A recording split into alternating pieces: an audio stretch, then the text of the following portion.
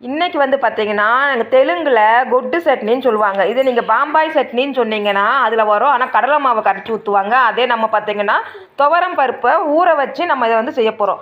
துவரம் பருப்ப ஒரு 1/2 மணி நேரம் நனைய வச்சு எடுத்துக்கிருவோம், 1 கப் அளவுக்கு. அதுக்கு காரத்துக்கு ஏத்த மாரி 4 பச்சை மிளகாய் சேர்த்துருக்கேன், பூண்டு சேர்த்துருக்கேன், தேங்காய் 1 பீஸ் சேர்த்துருக்கேன்.